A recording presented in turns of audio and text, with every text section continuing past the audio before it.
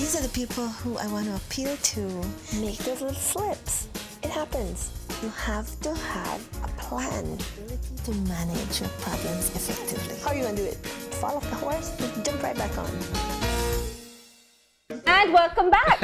And we are deep in conversation about many things at this point, and we're going to welcome you into it. Of course, it's another session of Bruk It Down with Jenny, mental health expert, of course, and she is here to talk to us a bit about bullying. When you say expert, I just feel like, oh. Okay, you are a mental health therapist with years of experience. Thank you. Okay. Good morning, Belize. Definitely, and that's one of the things that we love about about how you could shed light on it. The years of experience tells, and when you speak, we listen. Well, I do a lot of research too, though. Of course, and it's very important. I was doing research because I've been watching with horror, and also I think with a little bit of concern at some of the horrible texts that we're getting online at the KTV. At the KTV, yeah. And it's really bullying. I mean, it's bullying. It is. So I was doing research and looking at the psychology of the internet and the internet personality. And guess what? This doctor has just recently written a book on his research that he did. It's called Virtual You: The Dangerous Powers of the E-Personality. Ooh. And his job, he's a psychologist, but what he does, he treats people with internet-related disorders because there's actually internet-related disorders. Well, we know addiction is one. That Addiction one we know. is one, but it's also people have given themselves license Yeah. to be mean, to be rude, to not follow social Decorum, contracts, social behavior. Do you think it's because they're able to hide behind the computer to do such things? The anonymity is a part of it. But it's the emboldenment, the empowerment that they receive from people, like the likes that they get when they do some of this behavior. So it's the adrenaline of the like. Yeah. So there's, and that's just it. And I think that's part of the addiction that I've read about as well, that people literally have a boost of the happy hormone when they get a like or when they get a reaction from something that they post. Right. And, as much as people criticize the media, it's one of the things that you even see on social media. People are more attracted to the negative comments than they are attracted to the positive ones. Yeah, that's right. Because it's that alternate side of themselves. You know, we all of us have the part of us in us, but we have. Yeah.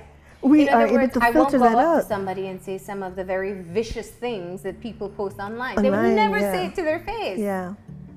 It's wouldn't. unbelievable, and I do have to share that because we started the campaign when we first started KTV, the remix, with the contestants just saying, I just want to sing. And that's what it is. They were brave enough to make the step to go on the show. And we saw some very malicious comments coming out in the beginning. So we're very interested in finding out what you have to share with us about the e-personality that these people develop. See, the thing is that under normal circumstances, it's like they're having two personalities. Yeah. There's their everyday real person, and the things that they do with this second virtual personality is a lot of times the direct opposite of who they are normally. They're shy, nice people with lots of decorum, and online they let loose of some of the most vicious things. Now, if you said to some of these people that you have a mental disorder, they would look at you, I'm not crazy, and they would be very upset. But it is a mental disorder when you are able to get out there and totally have a split personality that is an online persona that is different from who you really are. Wow. Yeah. That's deep. That's deep, and people should know that it is a disorder when you're out there bullying people on the internet, especially if you're using the internet to bring that side out. When in reality, let me ask a question here, please. What I hear you saying, and it's very important to clarify, if I have a boisterous personality that I see someone and I meet them and I say, John, you are X, Y, and Z, negative to his face. And I also have that personality online, that it matches. It matches. So it isn't as concerning. Right. But if I am Miss Nice Lady and I say, oh, you're good at what you do, and then I get online and I say all the mean things that people wouldn't believe I say. When I have that differentiation between personalities, that's when you're in trouble. That's a problem. That's a huge problem. And not only that though, it's the levels to which people go. Yeah. It's they would in fact they would be appalled to hear that somebody's bullying someone in real life, but yet they are armchair bullies. And that's their personality online. And I'm hoping people are listening and hear what I'm saying here, because some of the things that they post online are just, it's incredible that you could stoop that low. First of all, you can't get up there and do what these folks are doing. You can't.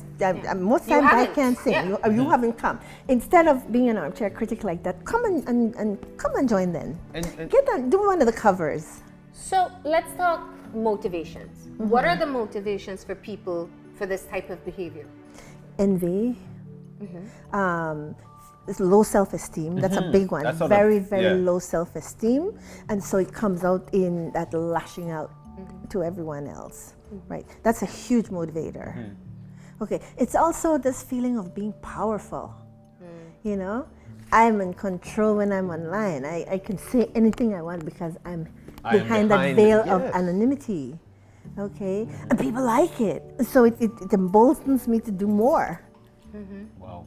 Yeah. It's really scary because I think people aren't understanding how it cuts the personality, the persona in half.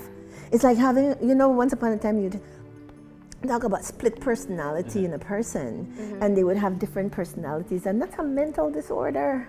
Yeah. They are actually creating an alter ego, another personality. So you said there's new research on this. Yeah. Are we now at the point where perhaps we can talk about how people develop? Has technology led to the development of this type of, we don't want to call it split personality, this different personalities that people are portraying? And the technology is moving so quickly. We haven't caught up as therapists and whatnot. I went out looking and I found all the research. There's quite a bit of research. But they have to start having classes and teaching us as the therapists how to work with this. You literally have to work with it the same way you would with someone who had multiple personality or borderline personality, because these are the things that are showing up online. But here's what concerns me. This is so common. We see it, and we have been seeing it in the work that we do. Anything you put out there, you expect a level of criticism. But my concern is when I see more than criticism. I see maliciousness, words being used and to hurt and offend and embarrass people. That's the bully factor, though. They are bullies. Yeah. And they're probably latent bullies who, because of the social contracts, because of the way we're expected to behave, would not do it in real life, but they will show that bully behavior online because it's anonymous. One of the things that really grinds my gear as well would be sitting down in a conversation, listening to folks bullying folks, and then they would say, that's how Belizeans behave. Is it a cultural thing, or where we're from, that we behave in this type of fashion, in this type of way? Is it so? Or because we know for a fact that it's across the world, and it really bothers me when folks would single out Belizeans and say, that's how Belizeans behave. What do you say about this? No, this research is across the board. This is not limited to Belize. This is people from all over are saying the internet and all these social sites, people belong to groups. They join groups, and so they have this alter personality, this alter ego. You know, people get online and they actually present themselves as being thinner, as having more friends, as being more, they can actually present whatever they want. Well, I've always said this, and I say it all the time. Social media is a part of our life. Social media is a wonderful tool if used in the right way. Right. And I think what I tell young people a lot of times when I interact with them is just remember that this is a curated version of yourself. And as curators, as people who put together an art show, we decide what aspects we want to show. Right. So it's not real life. It's snippets of time in your life, and ultimately whatever image you want to give off. If it's the great part of myself, if it's the sexy part of myself, if it's the happy social butterfly, even though I'm at home posting the photos alone, you know, it's curated. And I think we lose sight of that. How do we remind people that there is social media, and I won't bash it, I won't say that you can't, you know, it is a part of our life. We can't be ostriches. Right. But how do we remind people that it's not real life? We're doing that right now, hopefully. It's not real life. Yeah. And we have to be we have to remember the decorum. We have to remember that there are real people that you're hurting. That's right. I mean, some of these comments that they make and the descriptions they use of these really wonderfully brave people who are on the show. And these are really lovely people. And they sit there and try to destroy them and break their candor, their bravery, by putting all these things out there, and it hurts. And I think they forget that these are folks with feelings, because I don't know if they think they're dealing with an avatar or whatever, but you're dealing with a real human being with feelings, and you're doing it intentionally to hurt them. Yeah. And for somebody whose feelings has been hurt by somebody who would bully them on the internet, but they love being on social media. What do you think should happen? Do they just sign off and leave the social media so as to put themselves back at one, or they What should you do? Ignore it. Yeah. I would ignore it, honestly. First of all, I wouldn't even bother to read it, because a lot of the stuff that they're putting out there is meant to hurt you. A bully intentionally goes after people that they believe that they can affect. Yeah. So if you don't respond. That's number one. Do not, under any circumstances, respond. If in real life a bully does something, you want to basically ignore them. Yeah. Because the worst thing you can do to someone who is a bully, because that is a coward, by the way. I've told you, I call them computer cowards. Yeah. And they don't necessarily, they're people who use social media. You know, I have been working in the public for a long time. I've developed a thick skin for many things, and I follow that very same rule. You will not draw me into anything. Don't get involved. It is ultimately my choice what I let in. But I'll say this, and I want you to help us to talk about it. You can't unsee hurtful comments. Right. And I think I try to put myself into the shoes of people who are being very vulnerable, going up and singing, and you know, they want to showcase their talent. They ventured into doing something that many people could not do. Right. And even if they ignore it, you can't undo the hurt once you've seen it. Right. What do you tell those people? And this can be anyone. This can be someone who had a leaked nude or sexual video. It could be somebody caught in an embarrassing situation, perhaps shown in a way that they didn't expect the entire public to see, and even when they venture into the public arena. What do you say to people when they've seen something that is malicious towards them? How to cope and how to get that mindset? You know, with people in real life, when somebody comes up and they say something negative to you, usually the first thing I look at, I go, wow, how sad are you that you have to come and pick on me? Wow, I am that powerful that you really need to be so malicious to me? What is your problem? That's number one. I want to honestly, I look at you like, what? You see the messenger or not the I message. see the messenger, okay? And then I walk away from that and I look and I think, okay, now, could that person actually go out here and do what I'm doing? No. So I have to empower myself. I have to remind myself that I am doing this because I recognize that I have the talent, I have the ability. So I have to remind myself. And that's you number have the one. job because you have the talent and you have the ability. Okay. But there are breeding grounds for these bullies. Yeah. Like you mentioned, Jenny, it is a mental disorder, but people actually create it. And I'm saying this from the standpoint that following a parent being out there saying something because somebody just sang a song and they didn't like it, so they eventually shoot something, and they're right there in the house railing and saying, you know what, I tell her this. And the kids, they're out there hearing it, and so it becomes a breeding ground. So how do you deal with this?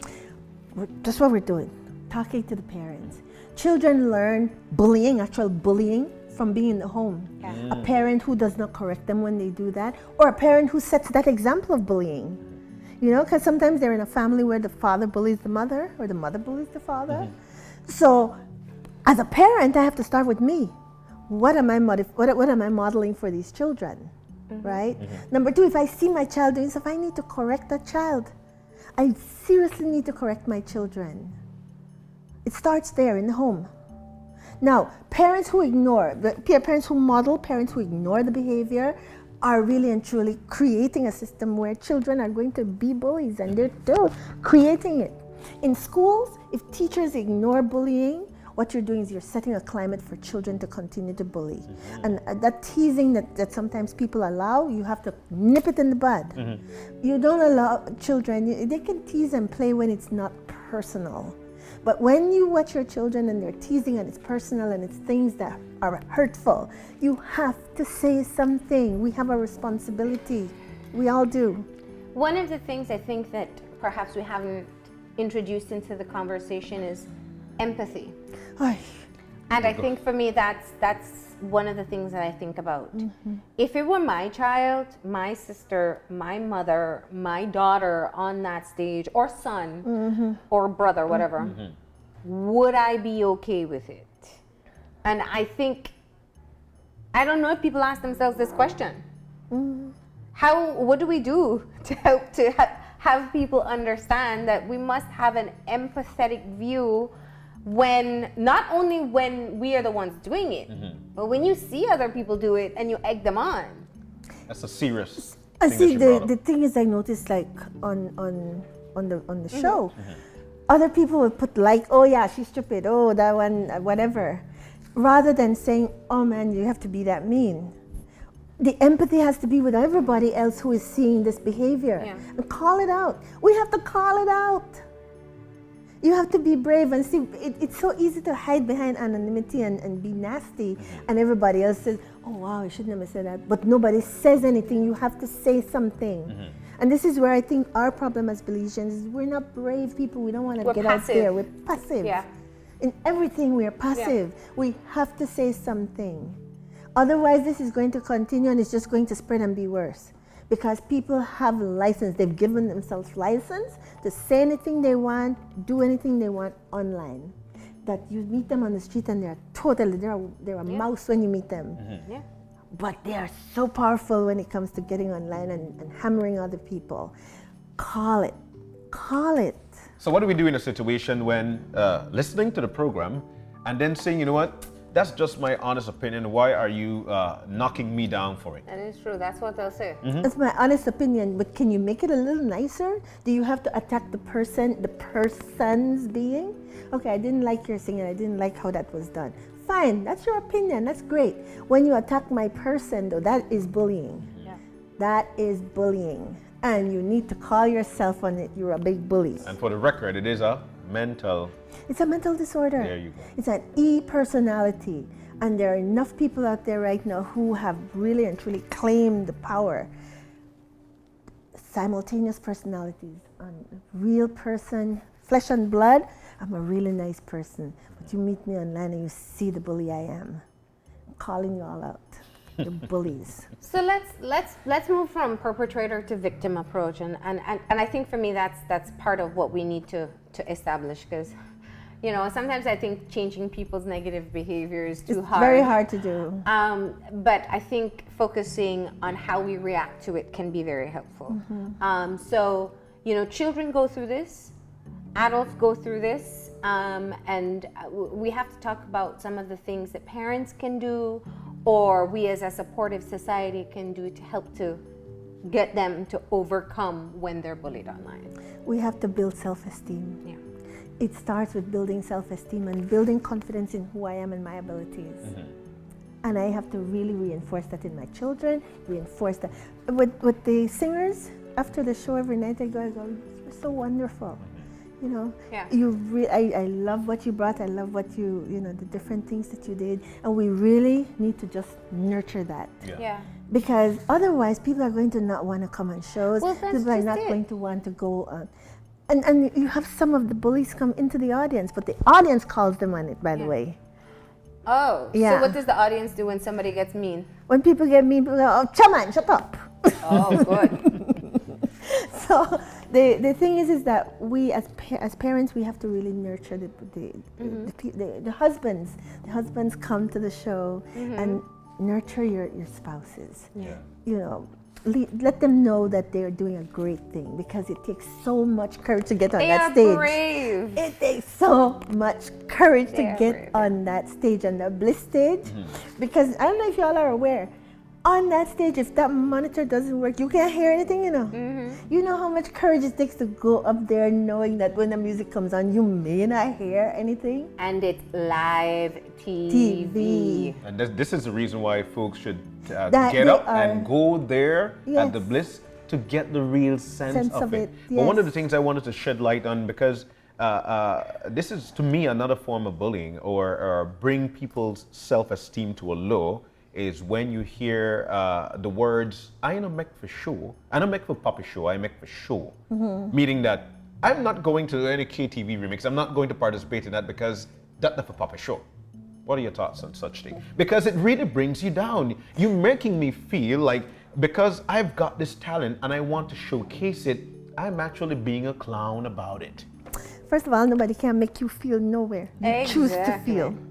And I tell my folks that nobody can make you feel badly about yourself. You're choosing to feel badly about yourself. Please look at yourself. You are on that stage every week, and you are doing a fantastic job. Yeah. There can only be one winner. There can only be one. Sorry. I'm so sorry. Wow. It's a fun Friday, It is Belize. getting crazy in here. And we're talking a very serious topic here. We just have to tune out some of the background noises. But,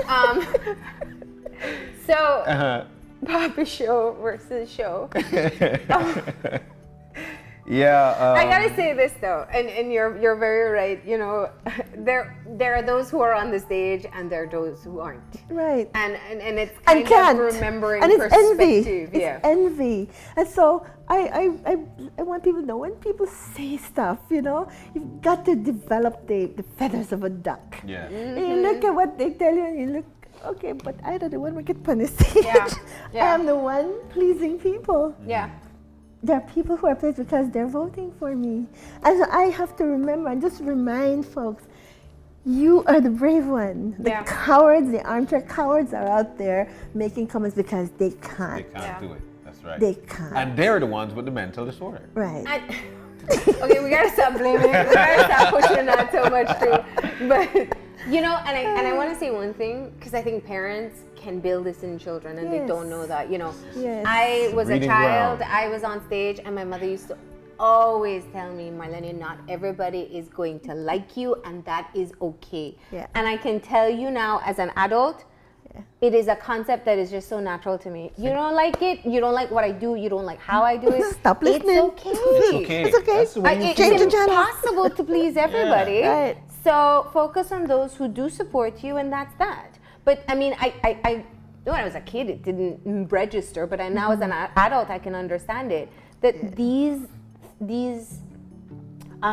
coping mechanisms, or reality checks, if you want to say, really can be, the point can be made from a very young age. Yeah. Right? Mommy used to say, you can't please all the people all the time. Yeah. Okay? So, first person you have to please is me. Yeah.